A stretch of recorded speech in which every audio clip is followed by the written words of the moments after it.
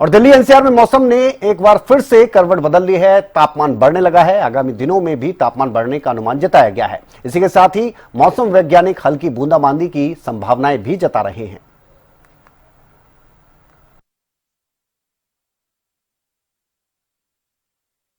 प्रदेश और समूचे एनसीआर क्षेत्र में मौसम अपने रंग बदलता देखा जा सकता है। जहां आने वाले 4-5 रोज में पारा 2 से 4 डिग्री तक बढ़ेगा, वहीं दूसरी तरफ अभी शीत हवाओं ने एक बार फिर से लोगों के लिए मुश्किलें खड़ी कर दी हैं।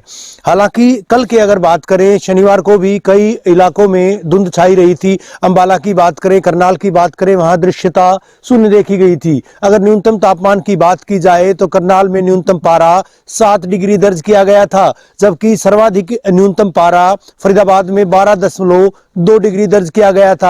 वहीं सोनीपत सबसे गर्म रहा था, जहां अधिकतम तापमान 24.3 डिग्री दर्ज किया गया था।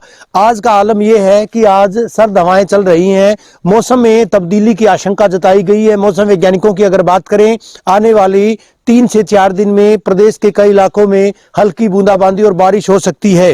हालांकि रात के पारे में जरूर बढ़ोतरी दर्ज की जाएगी, लेकिन इसी तरह से मौसम की आंख मिचौनी आने वाले 4-5 दिन तक जारी रहने वाली है। सरसों के खेत आप देख पाएंगे, सरसों पकाई की तरफ है, फूल पूरी तरह से आ चुके हैं, फलियां बननी शुरू हो चुकी हैं।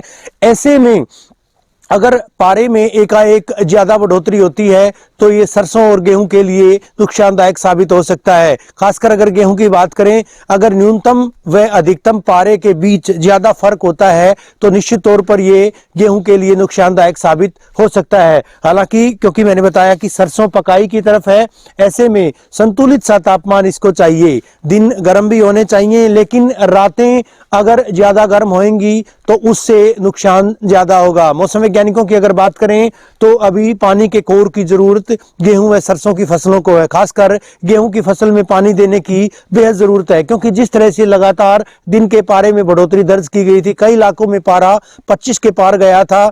ऐसे में पानी की जरूरत थी और उस पानी की पूर्ति अब अगर बारिश होती है या प्रदेश में बूंदाबांदी होती है, जिसका अलर्ट भी जताया गया है, तो उसके बाद कहीं न कहीं पानी की कोर लगेगी और फसलें अच्छी होने की आशंका भी जताई गई है। वहीं दूसरी तरफ पहाड़ों में बर्फबारी का दौर लगातार जारी है। हिमाचल प्रदेश के ऊना की बात करें, मनाली की बात करें या फिर ऊंचे इलाकों की बात करें, वहां अभी भी बर्फबारी हो रही है। रुक रुक बर्फबारी होने की वजह से मैदानी इलाकों में भी ठंडक बढ़ रही है और ये तमाम चीजें पश्चिमी विक्षोभ की वजह से हैं।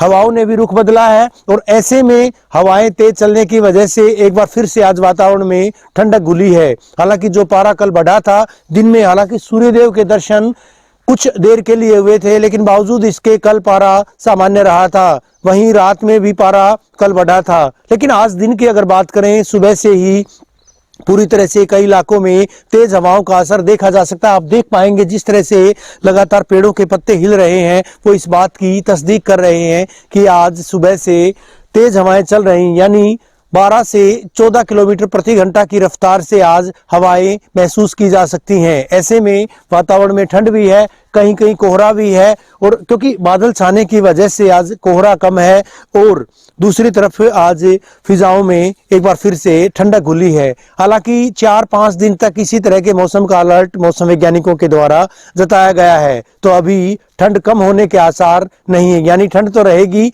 लेकिन तापमान